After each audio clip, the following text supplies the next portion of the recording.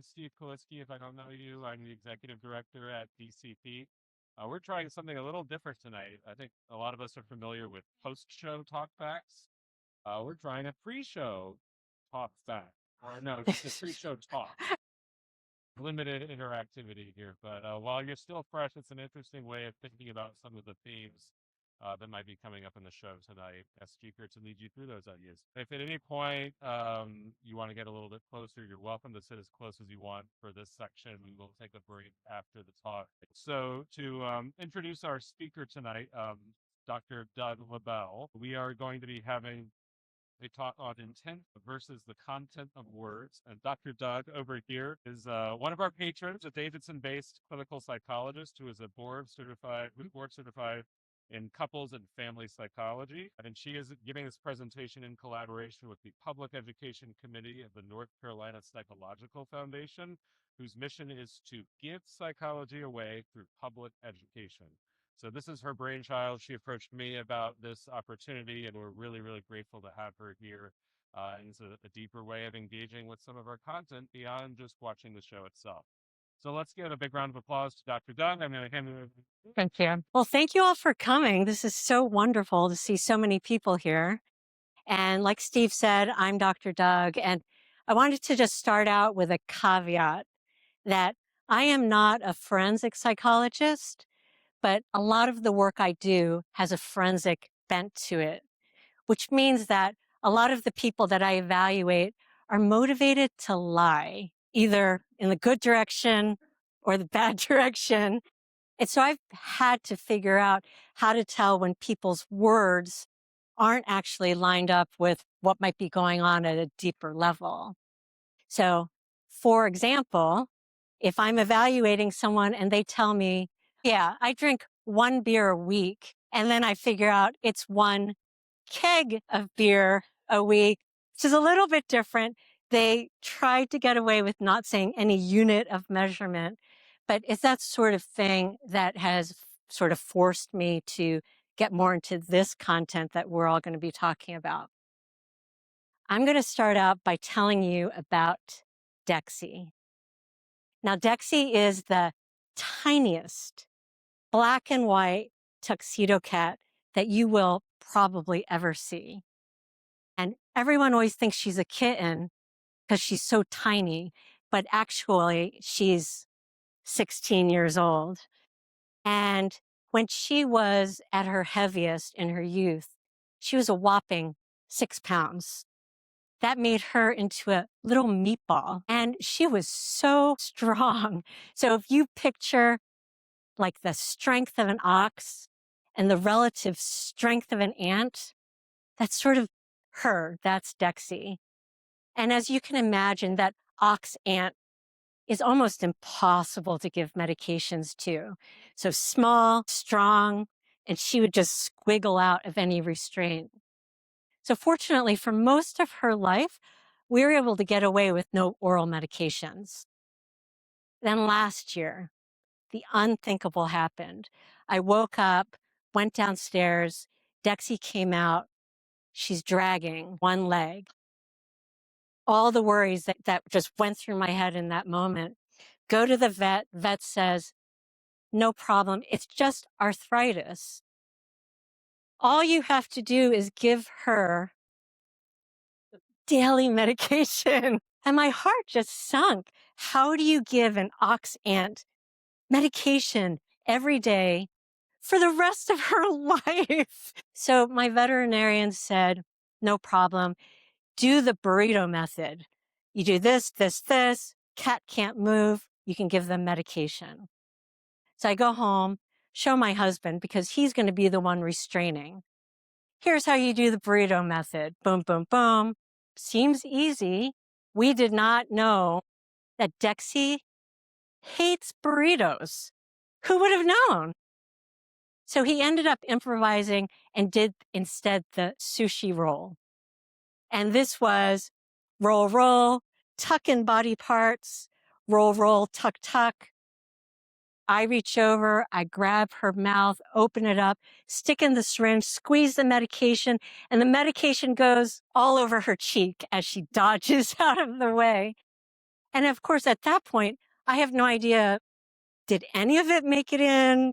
Did none of it? I don't want to overdose her. I don't want to do the wrong thing. So let's just give up for this first attempt. Attempt number 2, sushi roll, tuck, tuck, roll, roll, tuck, tuck. I'm reaching over. I'm trying to open up her mouth. She, which is similar to what I can only imagine Houdini looked like in a straitjacket, squiggled. And then all of a sudden, this one little paw comes out over the top of the sushi roll. We've got this. Tuck the paw in, open up the mouth, stick in the syringe, squeeze the medication. Medication goes into the mouth. Yes, she makes a gulp swallow sound. All of that looks good. I feel like something is not right. I don't know what it is. I'm staring at her and she and I are just eye to eye. And her sweet little innocent eyes are saying, that was so yummy. Thank you so much for taking care of me. She, of course, forgot that I'm a psychologist. I'm an expert in behavior. I believed not one word that her eyes were saying. I continue to stare at her, and what is that glisten in the side of her mouth? What is that drool going all the way down her chin? And now Dexy's eyes are desperate, and her eyes are saying, that has nothing to do with the medication. It's a totally different thing. Don't worry about that. I was worried. And I knew it, of course, had to do with the medication that I just stuck in her mouth that was now coming out. So, attempt number 3, sushi roll, open up her mouth, squirt, gulp sound, eye to eye. She played it cool. Dexy could have been a poker player, pretending like everything was fine. But like most amateur poker players, the thing that gave her away was her tell. And her tell was the drool. And in that moment, even though we normally think of drool as being a negative thing, I was thankful for that drool in that moment. Wait, did I just say thankful for drool? I was. I was thankful for the drool because that drool was the telltale sign that what I was seeing on the outside was not matching what was going on the inside. Well, at some point, of course, we figured out the right strategy and we've been able to successfully give her medication. Every time I give her medication, though, I'm staring at that corner of her mouth, making sure that there is no drool. So similar to Dexy, who was trying to pretend like everything's cool here, nothing's going on, just move on by. All of us right here in the room have sometimes said things to other people that maybe didn't represent the whole story, or maybe represented only part of a different story. When we do that, then there's sort of that mismatch between what's coming out and what's going on in the inside. So let me show you one example of that. Ashley, if you could you read your card? Oh, wow, officer, I'm so sorry about that. I don't know what could have happened. I grew up here right in Davidson. I was born here, and I don't know how long you've been here, but I've gone up and down Beatty thousands of times. I mean, this used to all be farmland, and I must have just been on autopilot. I'm just so sorry. So that's sort of a typical response, and no officer would even blink an eye, right? That's sort of what they expect to hear. And no matter what the intent is going on in the back of your mind, like, how do I get out of this ticket? The expectation is that you're not actually going to say that. The officer expects you to say the typical and expected thing. Now, let's see what happens if I actually say what my intent is. Ashley, if you could read that again. Officer, I don't know how I feel about answering that question. It sort of seems like a trap. Like there's no good answer to that, right? I'm actually just trying to figure out what excuse might work on you to maybe make you feel sorry for me, or maybe you'll realize that this is all a mistake. And actually, now that I'm looking at you a little bit closer, I wonder if I actually took blame, you might be so pleasantly surprised that you just let me go. So I highly recommend you never say that to an officer. Instead of coming across as genuine, you will instead make the officer feel very suspicious of you. Because again, in that situation where you are trying to get out of a ticket, the expectation is that your words are not going to match your intent. Now, there are plenty of other times in our life when we do expect there to be a perfect match, where what people are saying to you is actually what they mean. So one example of that is my mother-in-law, who's actually here in the theater tonight. I'm not going to make her stand up. I'm not going to make direct eye contact with her because she didn't know I was going to use her. But she's an example of, if she comes to you and says, if you need any help, let me know. And that is 100% what she means. Absolutely. There's a match between the words and the intent. But now all of us probably have met people at some point in our life where they've offered help, but that has not been their intent. There's something else going on in those situations. So how do we know the difference between a genuine offer and a not genuine offer? So one thing is, we're going to look at their pattern of behavior. Do they have a pattern of being helpful? If so, that offer is probably genuine. Do they have an offer of not being, a history of not being helpful? Then you should be wondering, why are you offering help? And you might be a little bit wary in that situation. So the second test that you can use to figure out if someone's being genuine is to see what happens if I say no.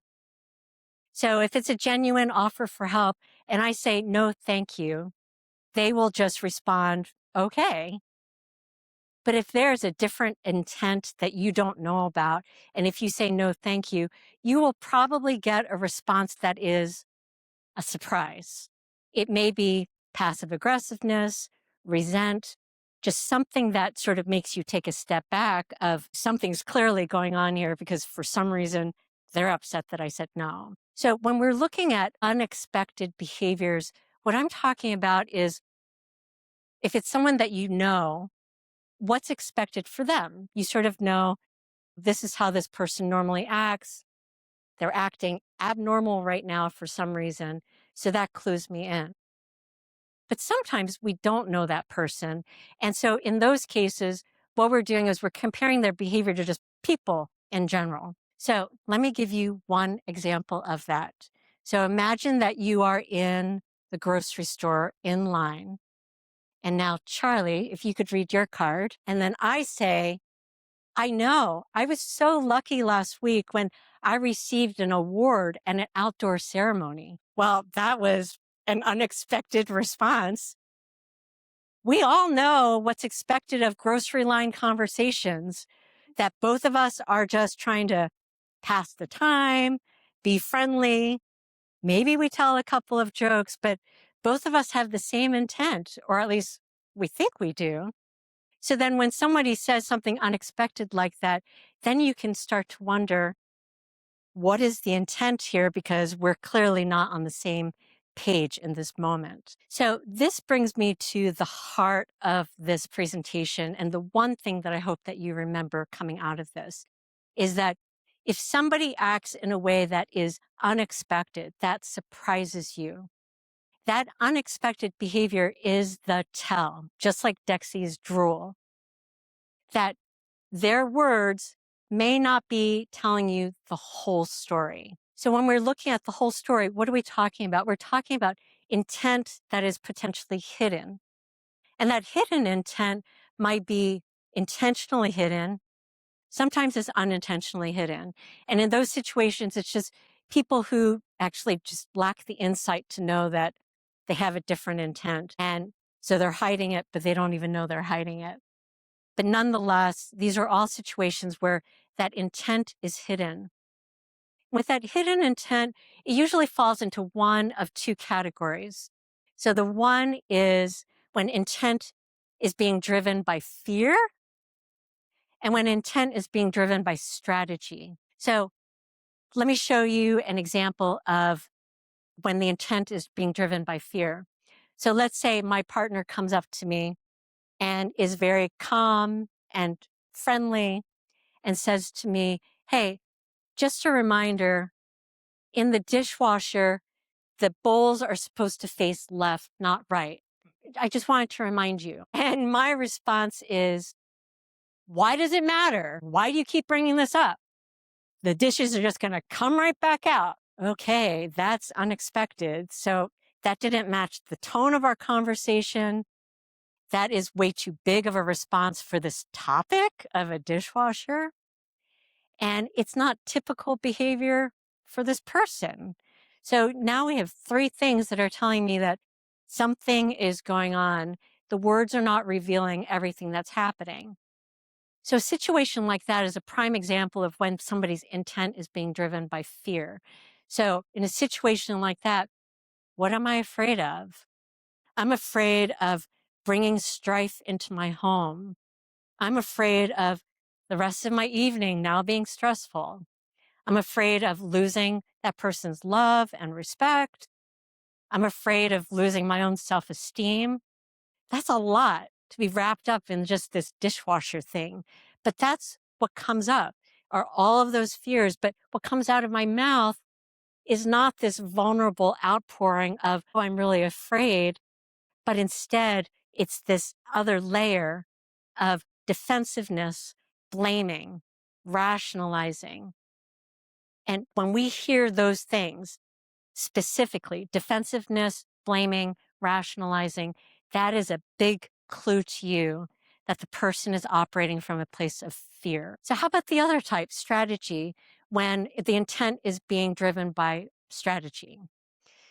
That's a lot different. So, with that, the person is behaving in the way they're behaving in order to serve some larger personal gain in the future. And the way that they're doing that is by emotionally manipulating you in order to help move them towards that gain. So we all experience this every day through ads, commercials, any kind of marketing. And we all know this is what they do. This is sort of massaging my emotions so that I will buy something in the future. So when we see an ad, we fully expect that there's a strategy here. But we're not really expecting it in our day-to-day lives. When it happens, it may not even enter our mind that, I wonder if this person has a bigger strategy. So one example, I'm trying to see the ages in here. Maybe half of you will remember Leave It to Beaver that is a good example. So one of the characters, Eddie Haskell, is a teenage boy. Eddie, when he is with his friends, he is the one that instigates all of the trouble. But when he talks to adults, he is all polite, respectful. I follow the rules. I'm straight arrow. You can depend on me. So what's the future personal gain for Eddie Haskell? The personal gain is that if anybody ever caught him, even red-handed doing something, people would assume that he was innocent because of that foundation that he had laid. So if someone is coming from a place of strategy, how do we figure that out? Okay, one, we're again looking at their pattern of behavior. When someone is coming from a place of strategy, their behavior is going to be inconsistent. They will change according to the situation, according to the people, in order to better suit their purposes. The other part of their behavior that you'll see is that the words coming out of their mouth are going to be very vague and non-specific. So, like Eddie Haskell, if he's talking to some parent about something, he's just going to be talking in generalities. But if they try to nail him down to specifics, he'll probably divert the conversation because that sort of ruins the strategy if you actually give in and give those types of details. So that's one thing. The other way of being able to tell if somebody's coming from a place of strategy is to see what happens when you take away their personal gain. So with Eddie Haskell, what you would do is an adult if they came up to Eddie and said, I know that you are up to no good. I see through everything. The next time anything happens in our neighborhood, I know it's you. I'm going to make sure everybody knows it's you. So in real life, not Leave It to Beaverland where everybody's always happily ever after, but in real life, if somebody is coming from a place of strategy and you take away their personal gain, oftentimes the way that they will respond is by acting with maliciousness, with negative intent. So in Eddie's situation, if this adult did this to him, one of the things I could see him doing would be start spreading rumors about that adult, about how untrustworthy he is. And so then if that guy ever did name Eddie as to be for blame for something, nobody will believe him because Eddie's already made him untrustworthy in the community. So he has neutralized that threat. So there is a third driver of intent, which I wasn't going to mention because it's not hidden. And so it's very different from fear or strategy. And this type is when the intent is driven by conviction. And that means your behaviors are being driven by your principles, your values, your ethics, and it's usually not hidden. If you're acting out of conviction, everyone knows what your principles are. You're usually not trying to hide them. The only reason I'm bringing this up to you tonight is because it may be applicable for you to know that many times when people think they're operating out of a place of conviction, it may instead be fear or strategy. I'm not going to say anything more than that, but it's just good for you to know. So tonight, what I would recommend for you all is pick one character to really focus on and just pay attention to how they're behaving. And when they do something that is odd, surprising, unexpected, you can sort of be asking yourself, are they afraid of something or are they strategizing towards some personal gain in the future? You will be able to have a greater understanding of all of their future behaviors for the rest of the play after that. So unbelievably, we are out of time. And I want to make sure that you have time to stretch your legs before the show and to be able to chat with each other about how amazing this talk was. And if you have any questions, please come get me. I'll be sitting right up here. And thank you all so much again. It was such a pleasure. Of course.